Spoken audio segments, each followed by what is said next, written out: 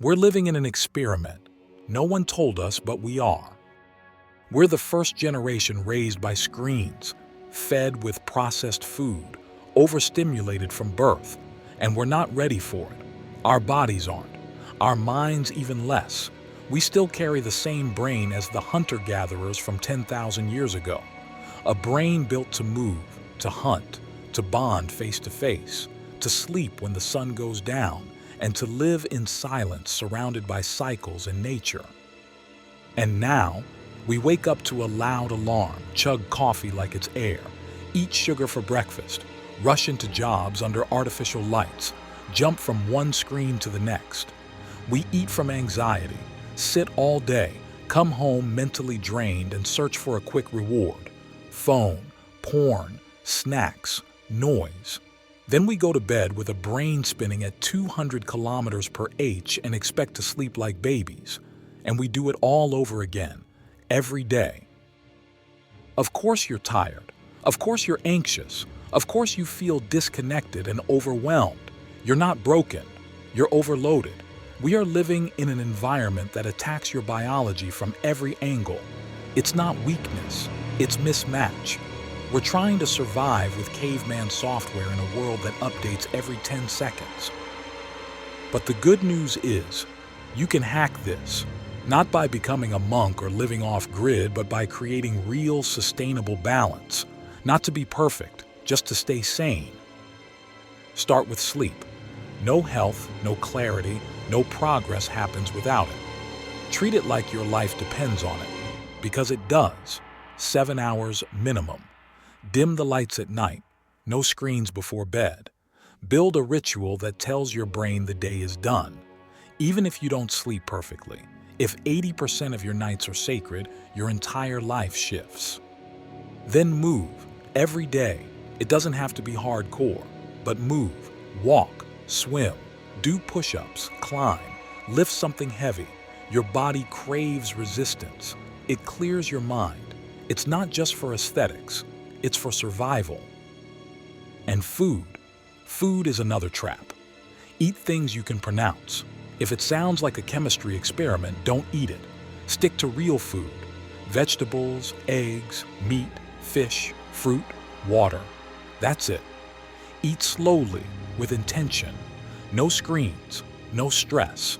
Not because of some diet trend, but because your brain and gut are connected. If you eat like a stressed-out zombie, you will think like one. Cut down on cheap dopamine. I'm not saying become a monk. I'm saying pay attention. How many times do you open Instagram without even realizing it? How often do you eat just because you're bored? How many videos do you watch that you forget the second they end? That stuff trains your brain to expect constant hits, and it makes real life feel dull. Cut it off. Take a few hours every day with zero stimulation. Nothing. Just you, breathing, thinking, reconnecting with your soul, the one buried under your notifications.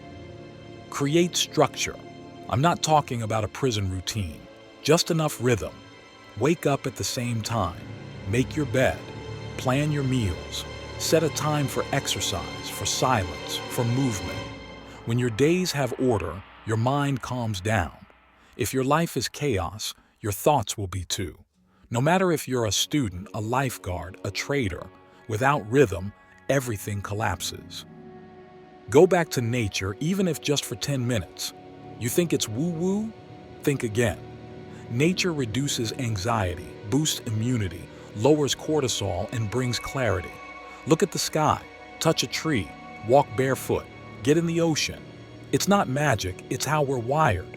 Your body knows it's safe out there, not trapped in cement under Wi-Fi and fluorescent lights. And finally, watch your inner dialogue. What you say to yourself is the foundation you walk on. If you constantly repeat that you're tired, broken, unmotivated, your body listens. Change the script, not with toxic positivity, but with evidence. You showed up, you moved, you ate well today, you said no to distractions. Celebrate that. Not when you've reached some perfect goal. Celebrate the version of you that fights for control. This modern world isn't going to slow down. It's going to get faster, louder, more addictive. But you can get stronger, more focused, more resilient, not to become a guru, not to impress anyone, but to reclaim your clarity, your energy, your peace. You are not a robot. You are not just a body with social media. You are a mind, a soul, a wild animal adapted to survive, trapped in a digital jungle.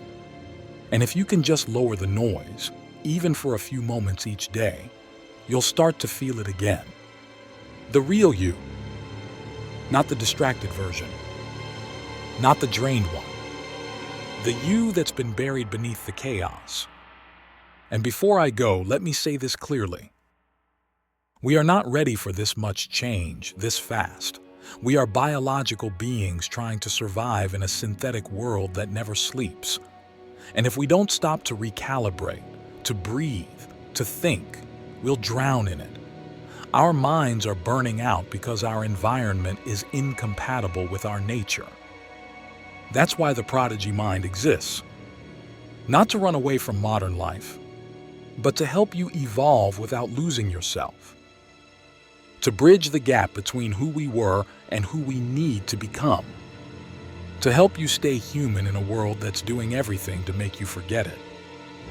This is the prodigy mind, your space to reconnect with what matters. To balance mental health with digital life.